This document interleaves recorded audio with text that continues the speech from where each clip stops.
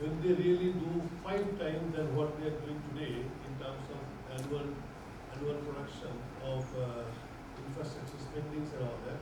So there will be, they cannot do the same conventional way the way they are doing today.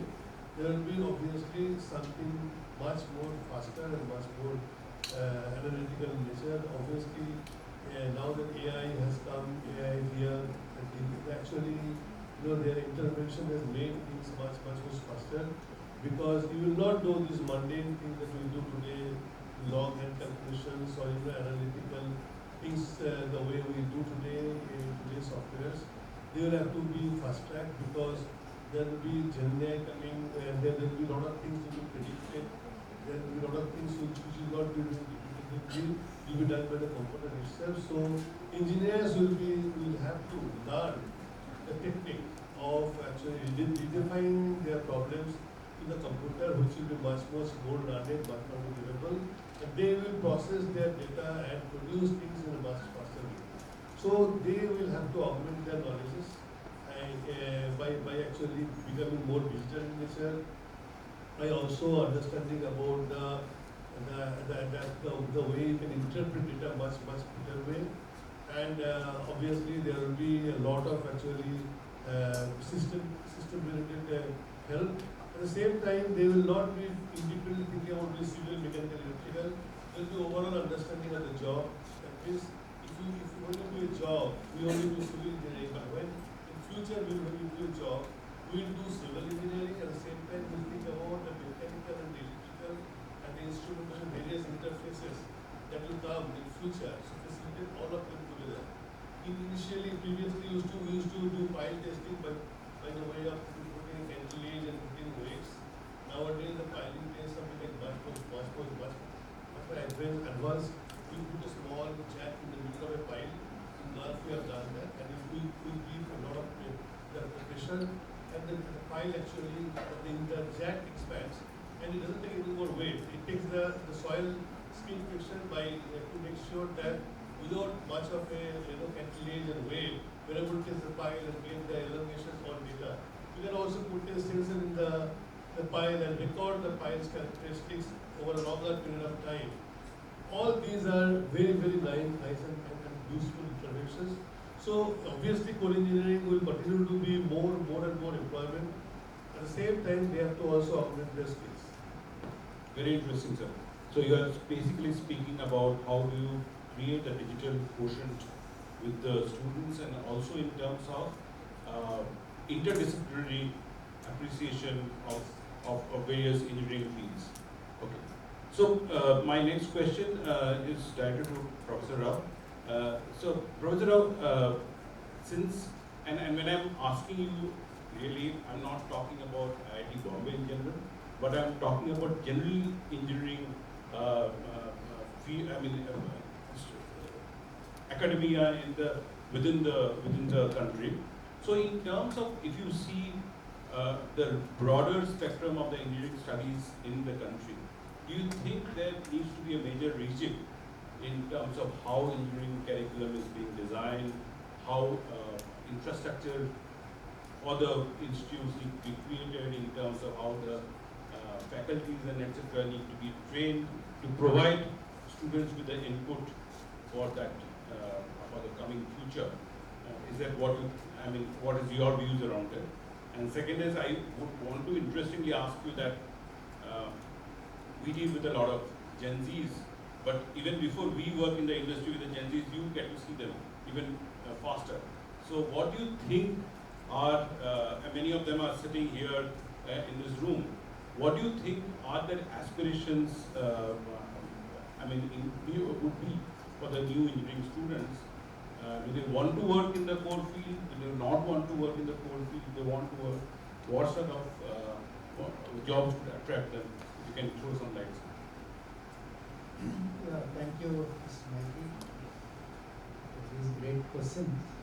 Of course, it is difficult to answer. Definitely at this point of time, looking at the kind of technology that we have, the kind of disruption that we are facing. Obviously, Dr. Sen rightly mentioned there is a lot of integration of technology into what we construction. So he was given the example of pilot testing. You do not need to do in such an elaborate way. There are devices through which we will be able to exactly know what is the load carrying capacity of a particular coil. But are we actually passing on this knowledge when the student enters the campus? Are we revising the curriculum so frequently? Are we making education experiential? Which is what our National Education Policy 2020 actually envisages. It clearly says that the one phrase on which the whole document is built is experiential. And then students also should, if they are interested, they should continue. If they are not interested, they should have more options. That's what is the kind of thing that we have today. But when we talk about today's curriculum, days are gone where you can actually dictate that this is the curriculum and you have to study this. So it is basically the student worry. So whatever it is, almost the demand supply marketplaces are entered greatly into the education system.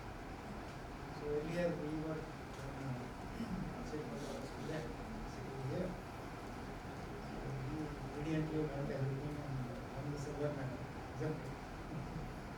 Yeah. So but I don't think we can do that anymore. They want a broader education.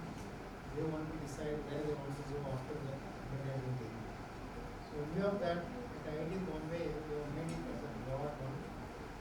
But at the same time, the core engineering, whatever we have these core syllabus or course contents, those definitely have to be developed. They have to make in line with today's technology that we use. For example, if I don't teach them about BIM, use and construction, the building information model, so the students actually they are not taught anything. We don't actually teach building information model. So those kind of things have to be incorporated. But at the same time, there is also a requirement to make the entire curriculum so that they can choose what they would like. So if they want to do more of core engineering, they are welcome. If they don't want to do more of core engineering, they do little bit, but they have minor in 2 to 3 minors in other subjects. They may do interdisciplinary dual degree program, they may get D.K in civil engineering and take in something else, do computer science. So those kind of options are made available, looking at the demands from the students, looking at the market that we have. So that is the answer I think relating to the first question. As far as skilling is concerned, let me also say this, as far as IIT Bombay is concerned, they expect these students to become problem solvers rather than experts in a particular course subject.